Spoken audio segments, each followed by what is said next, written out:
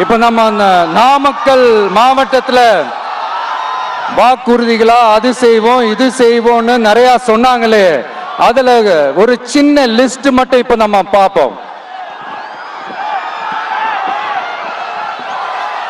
ஒவ்வொரு ஒன்றியத்திலும் தானிய சேமிப்பு கிடங்குகள் அமைக்கப்படும். இவை உலர் களங்களுடன் கூடிய கொள்முதல் நிலையங்களுடன் இணைக்கப்படும். வாக்குறுதி நம்பர் 50.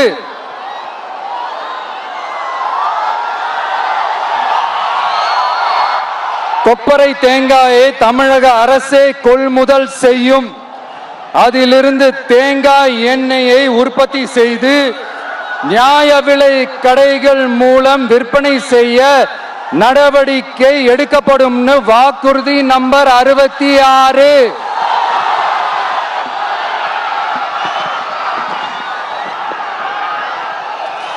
நியாய விலை கடைகளில் நாட்டு சர்க்கரை, வெல்லம் ஆகியவற்றை விநியோகம் செய்ய நடவடிக்கை எடுக்கப்படும். வாக்குறுதி நம்பர் 68. அரசு ஊழியர்கள் மற்றும் ஆசிரியர்களுக்கு மட்டும் இல்ல, போக்குவரத்து ஊழியர்களுக்கும் பழைய ஓய்வூதிய திட்டம் செயல்படுத்தப்படும். வாக்குறுதி நம்பர் 152. இதெல்லாம் சொன்னாங்களே, செஞ்சாங்களா?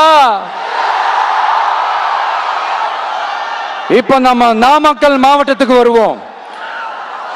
ஒரு நாளைக்கு 5 கோடி முட்டைகள் உற்பத்தி செய்யப்பட்டு உலகம் முழுவதும் ஏற்றுமதி ஆகிற இந்த நாமக்கல் மாவட்டத்தில் அந்த முட்டைகள் வீணாகாம பாதுகாப்பா வைக்க முட்டை சேமிப்பு கிடங்குகள் அமைக்கணும்ன்ற அந்த கோரிக்கையும், பாக்டீரியா மற்றும் வைரலாஜிக்கல் பரிசோதனையை மேற்கொள்ள ஆராய்ச்சி மையம் அமைக்கணும்ன்ற கோரிக்கையும் பல ஆண்டுகளா இருக்கு.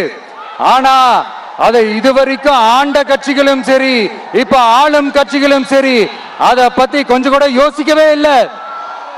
அந்த கோரிக்கையும், பாக்டீரியா மற்றும் வைரலாஜிக்கல் பரிசோதனையை மேற்கொள்ள ஆராய்ச்சி மையம் அமைக்கணும்ன்ற கோரிக்கையும் பல ஆண்டுகளா இருக்கு.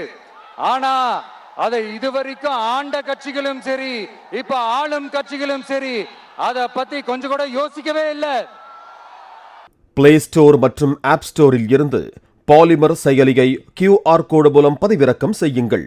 செய்திகளை உடனுக்குடன் பெறுங்கள்.